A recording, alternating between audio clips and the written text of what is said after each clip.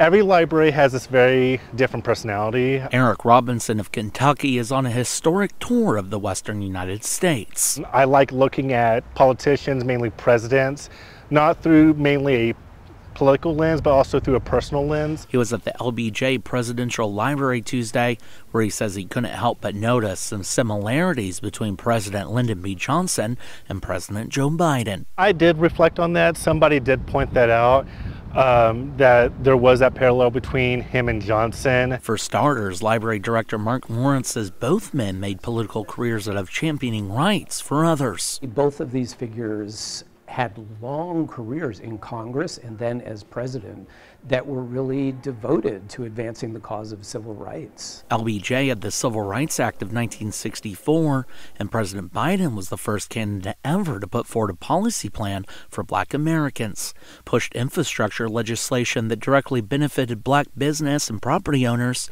and made an executive order banning chokeholds and policing following the 2020 death of George Floyd. He also has the most diverse cabinet in history, including America's first BIPOC vice president, Kamala Harris, who he's now endorsed to take his place in the 2024 presidential election. It seems to me is another chapter in that fascinating story of growing opportunity for people of color in this country. Biden also joins LBJ in a small club of presidents who have declined to run for a second term. While LBJ's shocking announcement in 1968 came at a time when he faced a lot of pressure because of the Vietnam War, Lawrence says health was also a big consideration for him.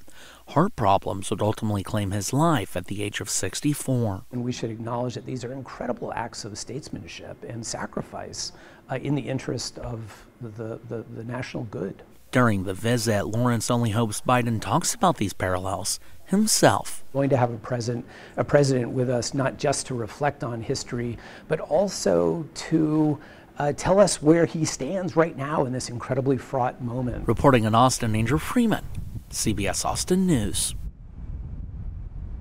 Thank you for watching. Please hit the subscribe button and get the latest news by downloading the CBS Austin News app.